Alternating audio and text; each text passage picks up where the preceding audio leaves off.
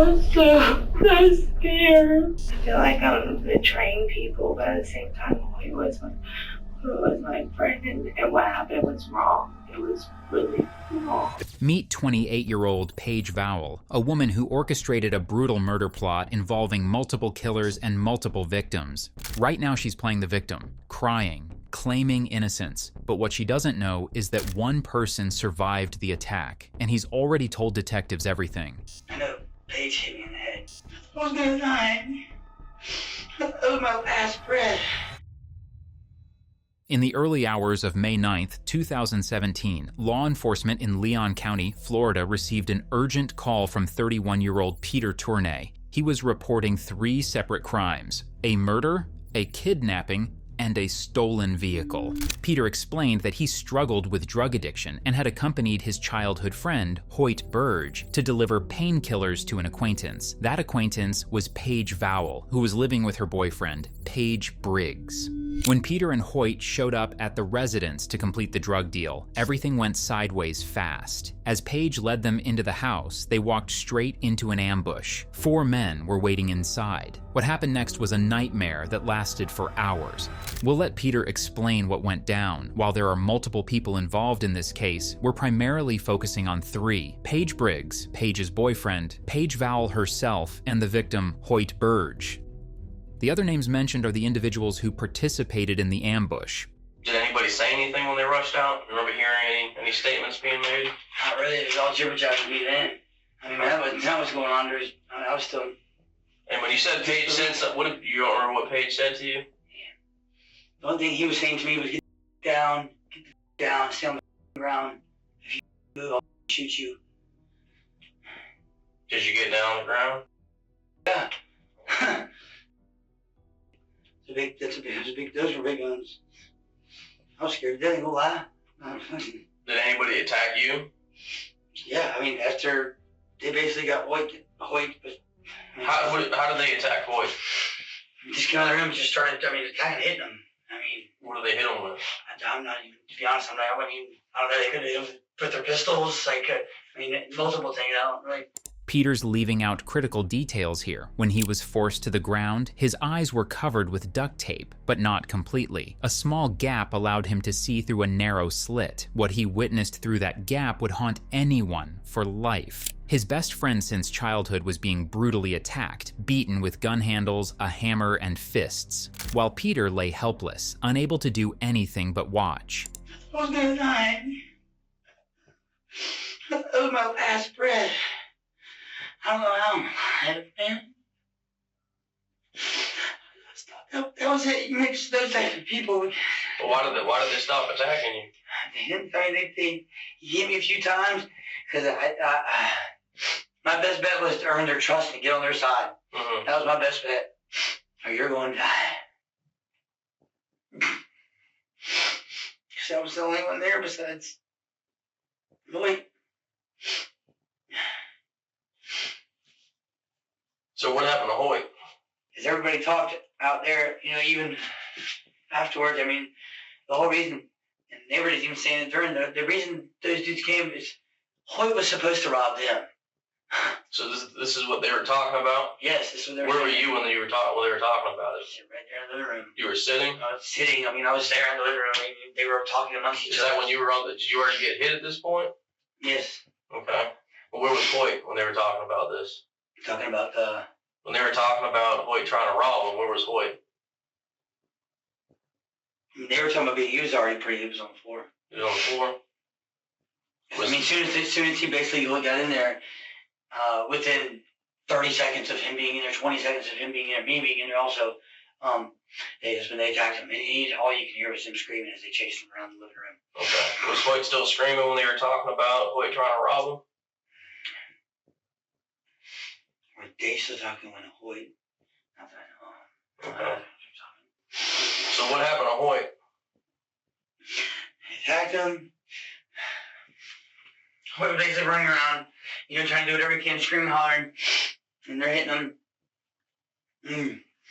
Hoyt didn't fall down on the ground. I'm already down on the ground. I can look because I'm facing this way. I'm facing. I can Hoyt's a few feet away. I can see it. I can see them hitting them. And I was like, man, it's kind of nippy out here, man. But first, there, yeah. Wait. I mean, I couldn't see because my head wasn't like this the whole time as I'm laying down, so I wasn't like that. You know, to be honest with you, I want to see as little as possible. Mm-hmm. And I grabbed the gun from Patrick. What kind of gun did Patrick had? Was it big or small? It wasn't a handheld. I didn't really see it, to be honest, but it was a gun. So he grabbed Patrick's gun? Patrick's gun, and it went off. Boom. And that's all everything. And, you know, when everybody heard that, they were just, boom, you know, kind of spooked. And I thought I heard someone say, I'm hit. I want to say it was... Who said they were hit? I want to say it was Hoy. Or, he's like, I think I'm hit. And just kind of like, and that was the last I've heard of him.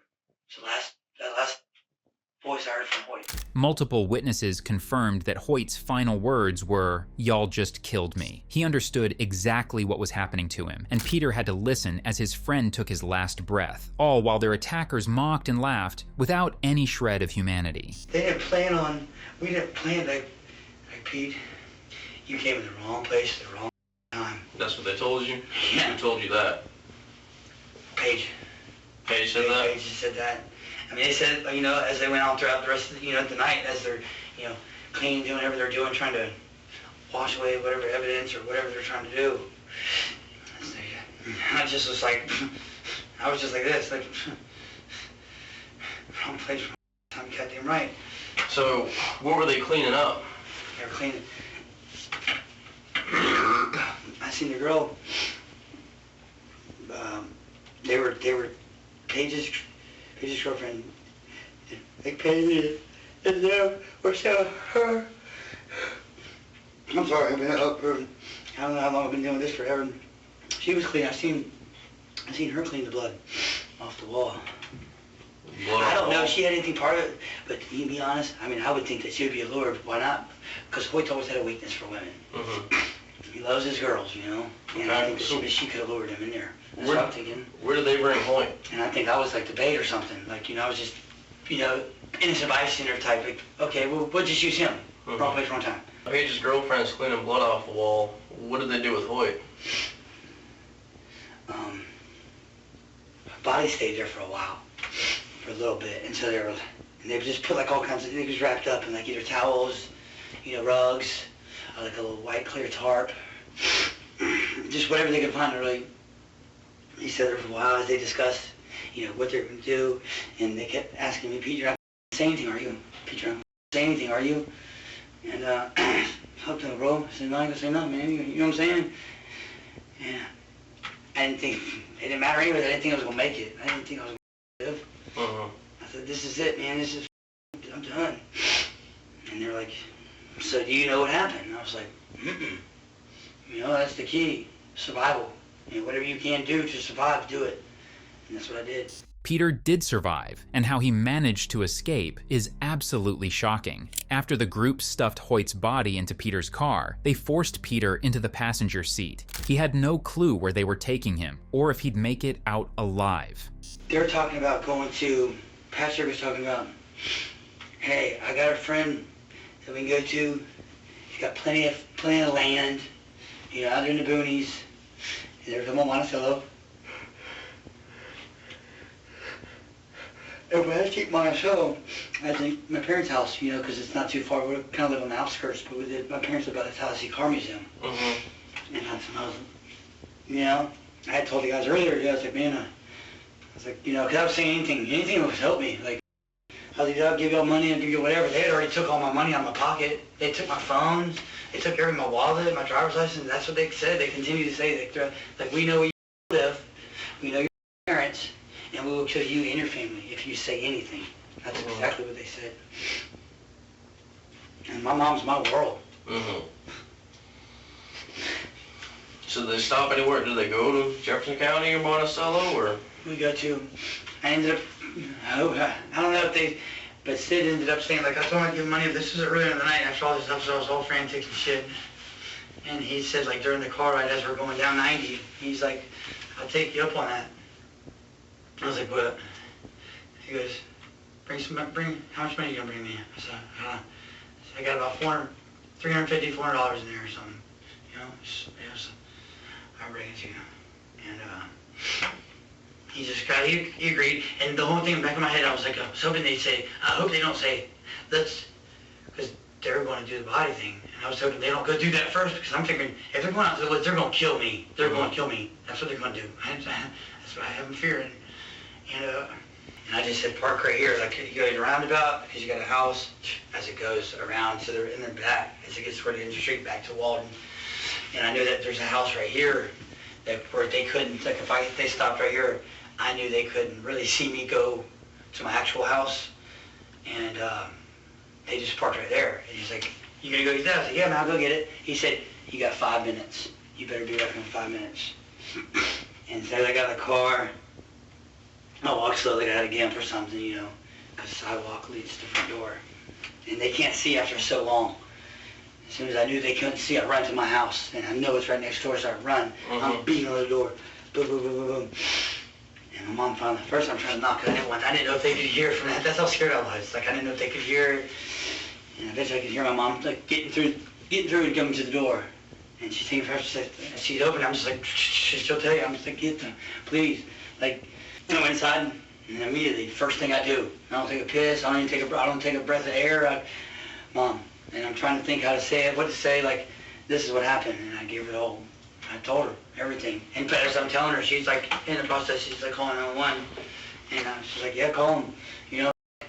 Yeah, I said, and then she's talking to the officer, I guess, on the phone. I said, man, this shit's serious, man. Those dudes have guns, they just, you know, I mean, what dude just died. I mean, obviously they're not. And that was it. She called, we waited, and she wanted to keep going outside. My mom said, Mom, just get in the house, man. Get in the house. These people are not playing. The officer went by, I guess by himself, check things out. And she wanted to see to it. This, Mom, let them deal with this. That's their job. That's their job, not yours. I need you. Fortunately, the group didn't chase after Peter or his mother, and both escaped unharmed. Because of Peter's bravery and the detailed information he gave investigators, police were able to locate and arrest everyone involved quickly, but nothing could have prepared them for what came next. Out of everyone they questioned, Paige Vowel's interrogation was the most disturbing by far. Hey Paige, how you doing? Hey, I'll take this handcuffs off, buddy. Thank you so much. Sure. Hey, I'm Detective Rebel. This is Detective Norman. We're the violent crime unit here. Alright, we'll talk to you about everything and why you're here. Okay. Alright. First thing I need to stress to you is that now's the time to be completely honest about everything. Okay. Have you ever been arrested before? Yes. What have you been arrested for? My possession of a controlled substance, that was like almost 10 years ago. Okay. My most recent arrest was battery and a VOP. Okay. Do you know what kind of investigation we're doing now? Yes, I believe so. Okay, you realize it's a homicide investigation, murder? Okay.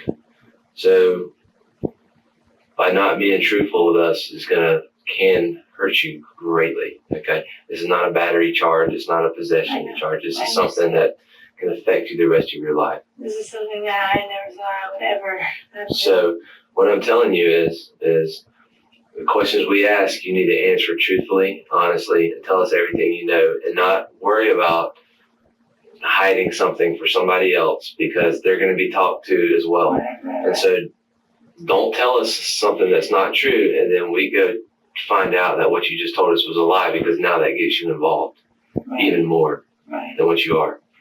Okay, right now you need to be looking out for yourself. I don't know what kind of future you want, but if you sit here and lie to us, it's not going to be a good one. All right? How old are you, Paige? 28. You have kids? Mm-hmm. Okay. I'm a 10-year-old. Well, obviously you know what we're going to talk to you about. Mm-hmm.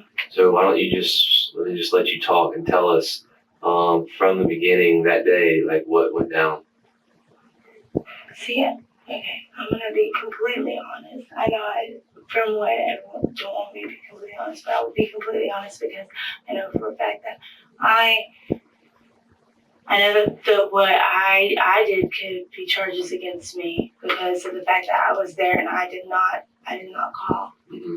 Even though I wanted to, but I was scared. I was scared shitless.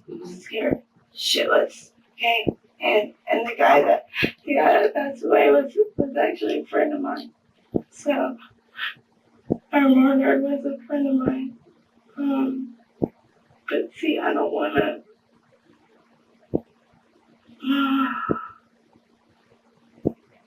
Let's start with Monday night. Can you remember Monday night?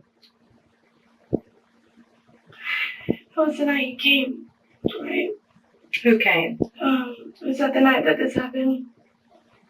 I don't know, my days are mixed up a little bit. Today's Wednesday. Okay, so yeah, it was 3 or 4 years right, yes, Monday night. So, he came by to give me, like, am I incriminating myself by saying what I'm saying? You're a witness Okay, right now, okay? Okay, because, Listen, we're not worried about any drugs. We're not hearing anything about that. okay, Yeah. that's it. I was going to purchase some painkillers from him. He's a friend of mine. He brought someone that I don't know. I don't know this guy. I don't know who he had brought with him. How did you arrange for him to come over to buy whatever you were going to buy from him? I arranged it by talking to Hoy. Hoy was just supposed to. I didn't know if he was gonna bring what the painkillers with him, or if I was gonna go with him to go get some. I know I could. So I'm talking about, you talked to him on a cell phone, or how did you talk to him about it? Yes. Okay. So. Like via text or a phone call? Text. Okay. But my phone doesn't, like, that's why I have 2 phones. One, they don't work. They keep getting messed up. So, anyway, so it was supposed to be simple, quick, and easy. Wait. I don't know, it's hard for me to talk about him because I was really good friends with him. He's a little bit of a scumbag, like you would say, but like, not a scumbag, but like he was way too flirty all the time, you know, but he was really sweet to me. Really sweet to me.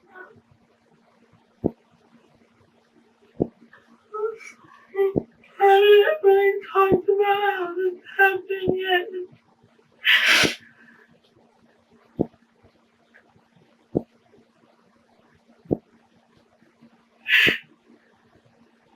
So I know what he wanted to do was come over there because he thought he was going to get some from me or something, and that just what's made him so sad.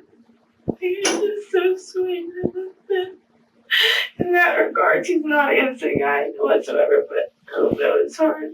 Let's pause right here. Vowel just described a man as sweet for coming over expecting intimacy, and the moment those words leave her mouth, she breaks down crying and claims to be devastated. But remember what Peter said. He believed Vowel deliberately lured Hoyt there because she knew he was attracted to her. She was the bait, nothing more, nothing less. And in this moment, she makes it painfully obvious that she knew exactly what she was doing, no matter how many tears she tries to hide behind. Who was all there when he came in?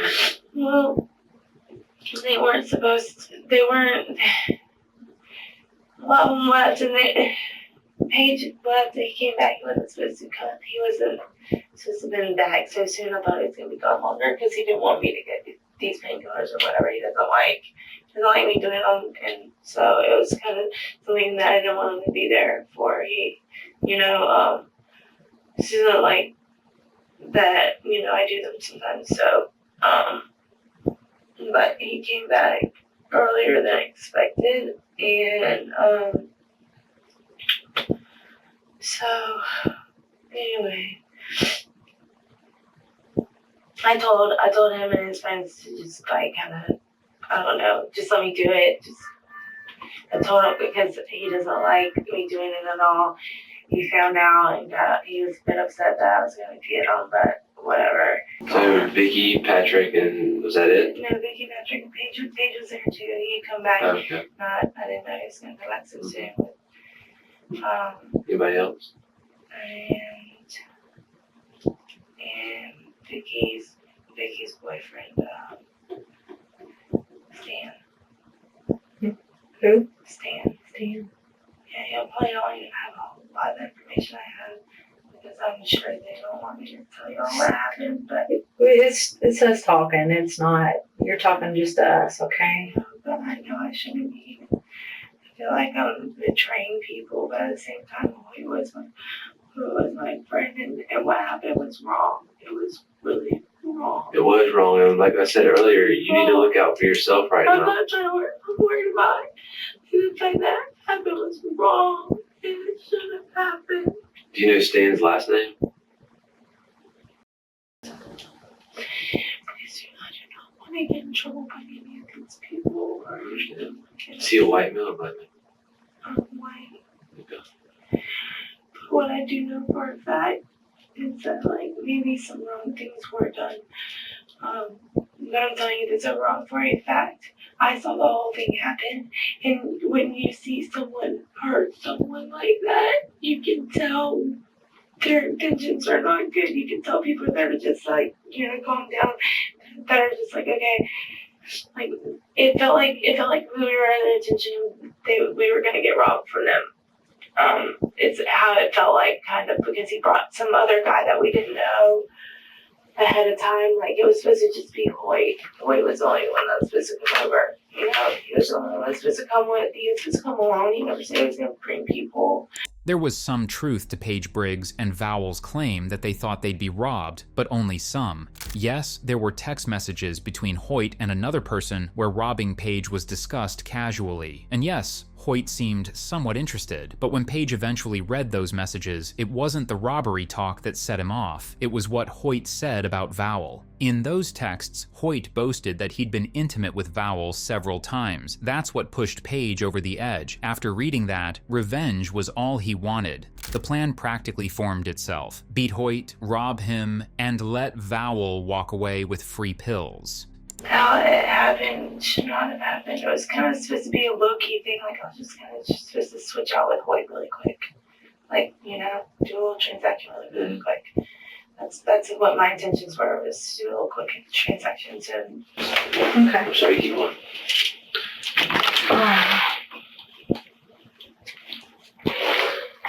Who was outside? Who stayed outside?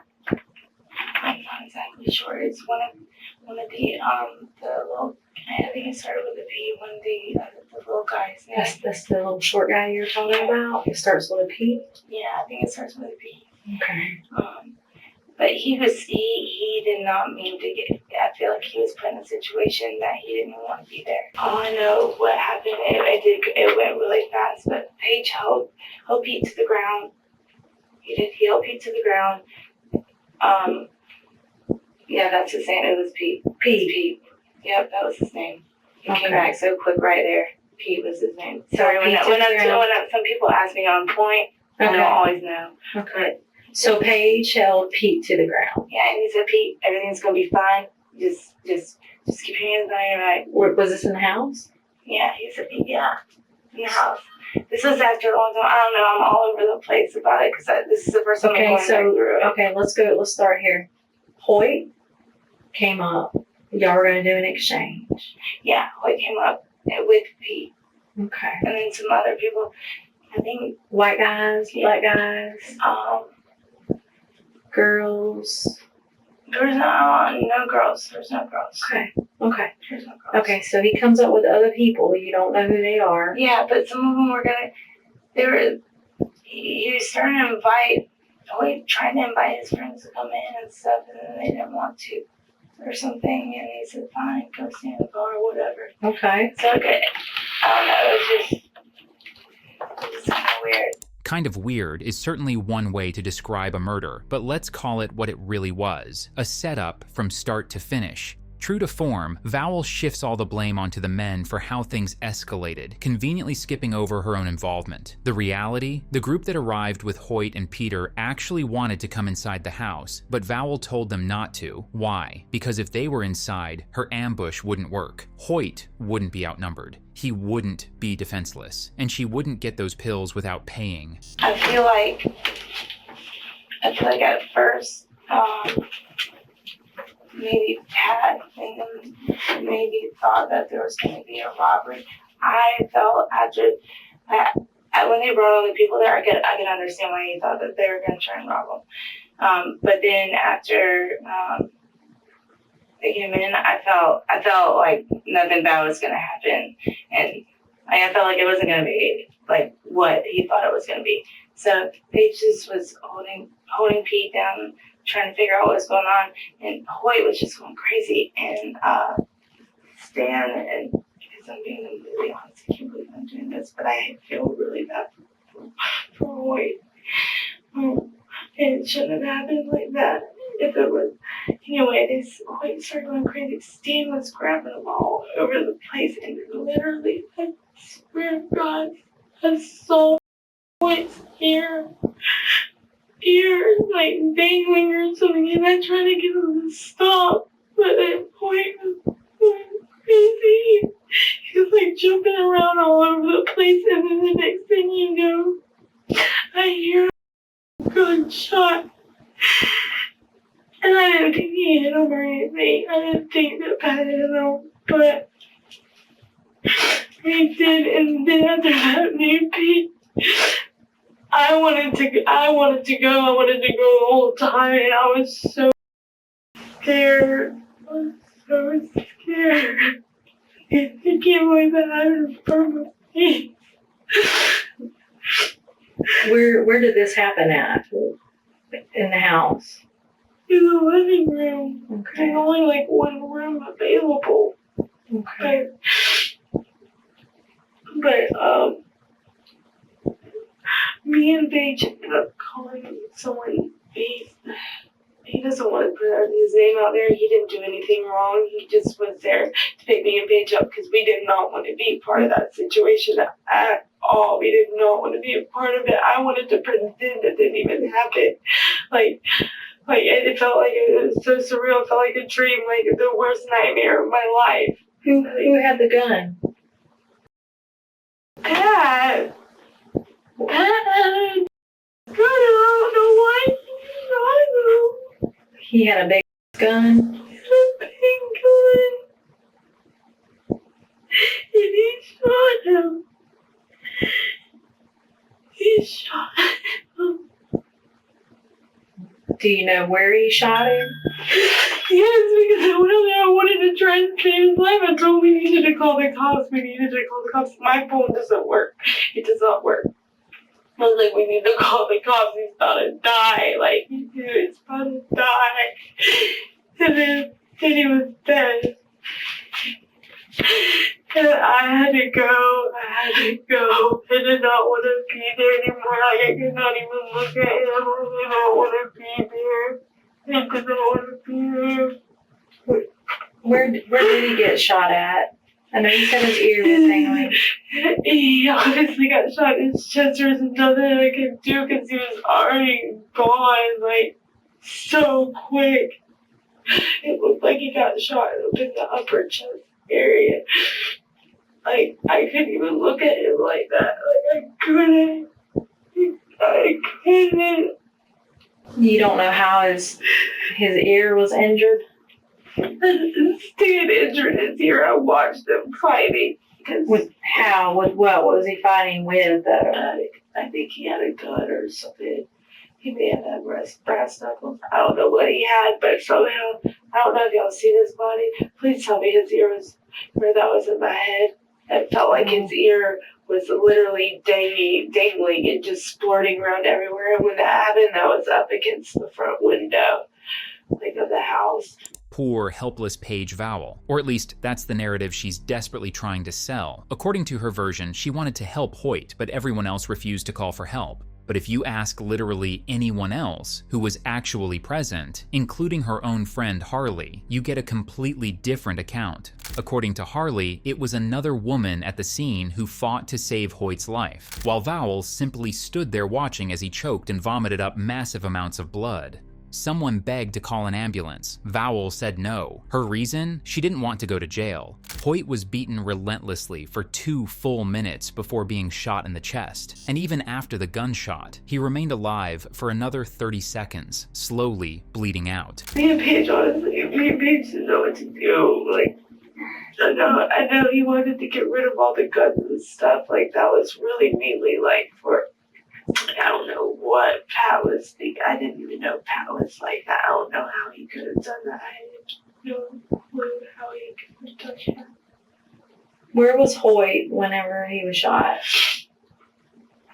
I know you said the living room. Where was he at in the living room? By the closet, near the kitchen? Okay. Was he standing? Was he on his knees? Was he laying down? He was fighting like crazy. Like when I say someone who thinks that they're about to get hurt really bad fights like crazy, no. Usually you lay there and you're like, please don't shoot me, please don't shoot me. Hoyt did not do that. Hoyt was going all over the place. Like honestly, he was a fight. It was fighting back and forth. Who was he fighting with? Stan, honestly, I don't really. All I know is Paige was with Pete, trying to hold Pete down. And Stan and David and Pat were the ones that were over there, that were trying to hold Hoyt down. And then all of a sudden, I hear the gun go off, and I'm never gonna get out of my. Never ever. This kid, like, I cannot believe how I have ever seen someone die in front of you. Have you ever seen someone die in front of you like that? Someone that you're friends with, and you're really good friends with his girlfriend. I want to make up a lie in my head and just like pretend something, like I didn't even see that, like I wasn't even there. Like I want to train my brain not to be able to see that anymore. Like I wish you could see that. I don't know if I'll ever be the same after that, to be honest. I can't. Before the gunshot went off, you said there was fighting. Were there any other weapons involved? I'm not sure. I know that there were brass knuckles in the house and stuff like that, so I don't know if those were used. I don't know how they did it. I honestly don't know. It went so quick, and I cannot. I'm sorry. So you didn't, I keep picturing it in my head. You didn't see anybody use any hammers or anything? No. Didn't see any hammers or anything. You saw all I saw was that I had Charlotte. And I didn't know what to do. I honestly, I didn't know what to do. I wanted to go. I wanted to leave her. I wanted to go to the cops, but there's nothing that could have been done. I just wanted to leave. I was scared. I was so scared. I don't understand how all that can happen when all I wanted to do was just, I'm telling you, it's my fault. If I hadn't wanted to get any painkillers, none of that would ever happen. So it's my fault. It's my fault.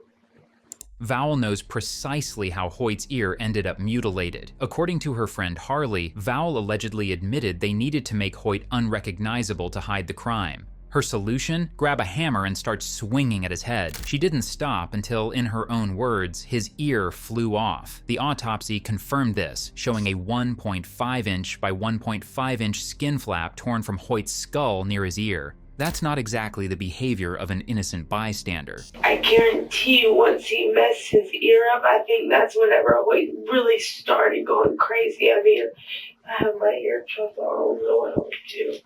But it looked like his ear was dangling and there was just blood going everywhere. And I was just standing there saying, stop, stop. So, but were they fighting with just their hands, or are they? No, there's definitely not. There's nothing with hands. What was There's they fighting? no hands. I don't know if you'll know. There's no hands. There's no possible way they could have with hands.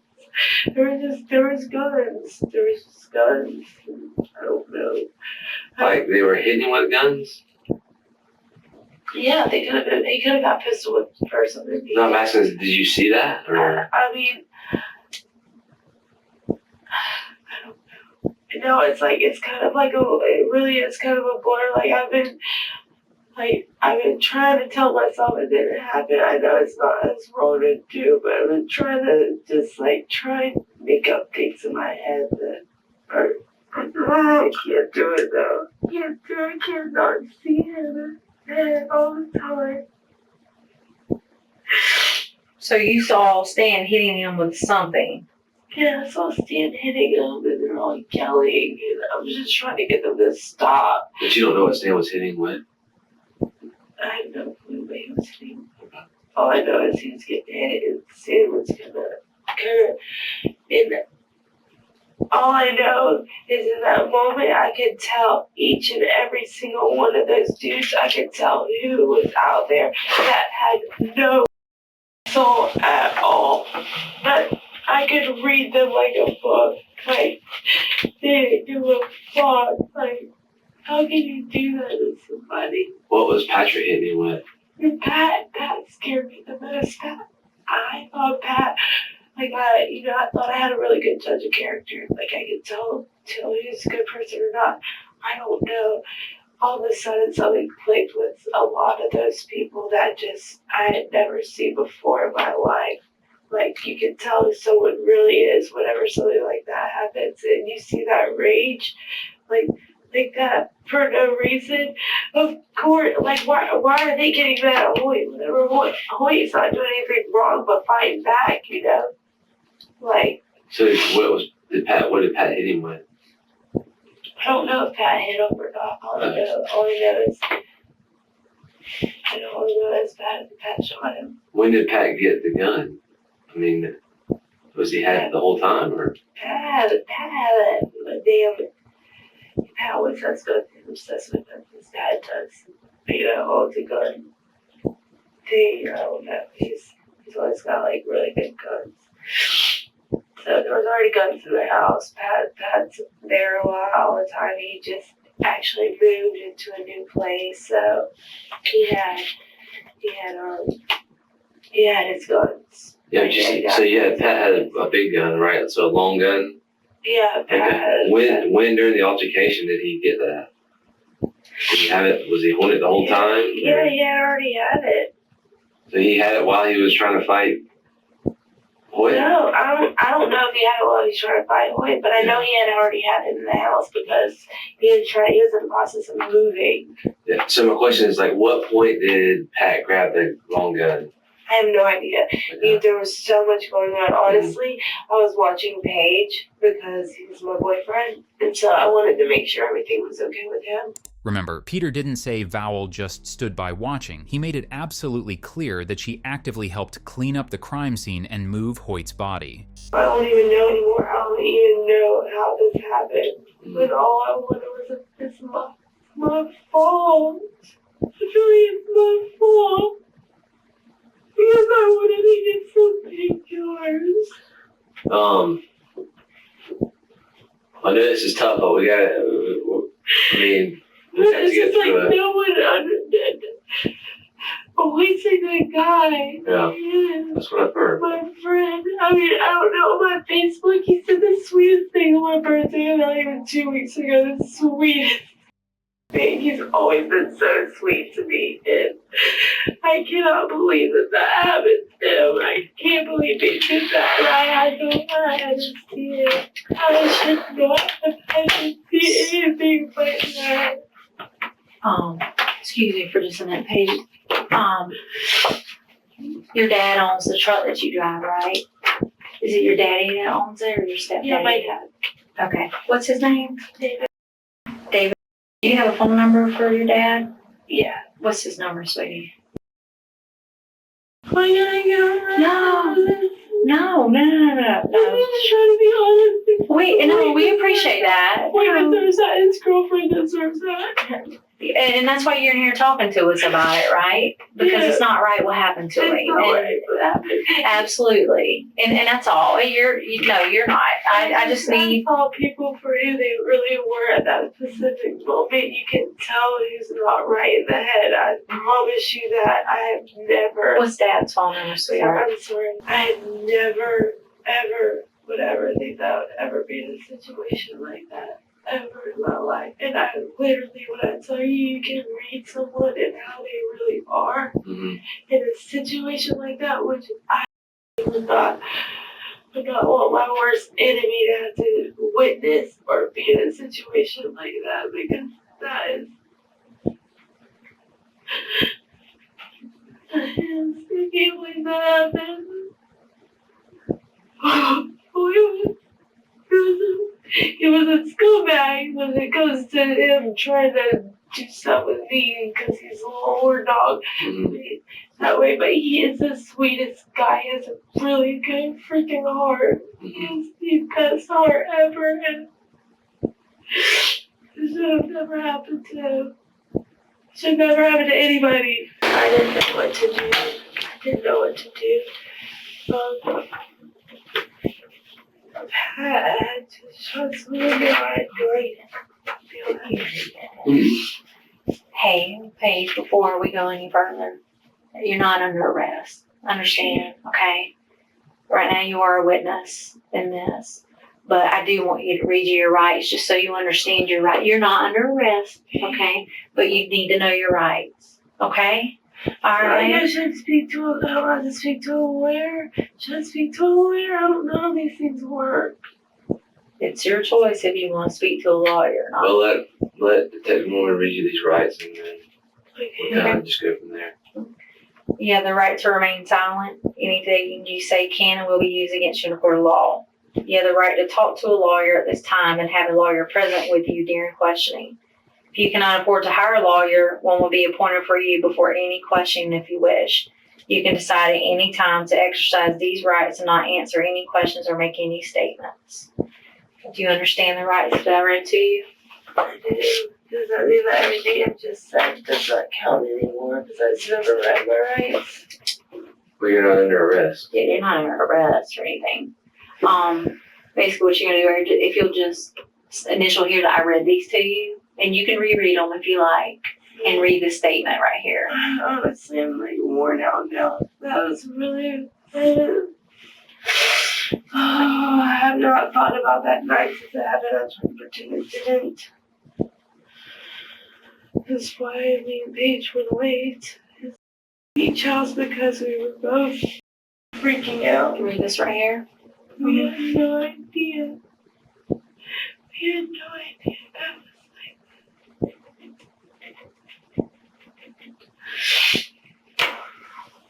With those rights in mind, do you want to continue to talk to us? We just need to get all sides of the story. Shortly after this interrogation, Paige Vowel decided to stop talking and get a lawyer. At trial, she stuck to her story, claiming she was just an innocent bystander who invited Hoyt over for drugs and had zero idea things would turn deadly. The jury didn't believe her. Paige Vowel was sentenced to life in prison without any possibility of parole. As for the 4 men who carried out the attack, Patrick Barain, the shooter, received 50 years. Paige Briggs got 45 years. Stanley West and David Howard each received 30 years. But there is at least one positive outcome from all this tragedy. Peter Tournay successfully overcame his drug addiction and now works in construction. We like to think Hoyt, his childhood best friend, would be proud of that. And we wish Peter nothing but the best moving forward.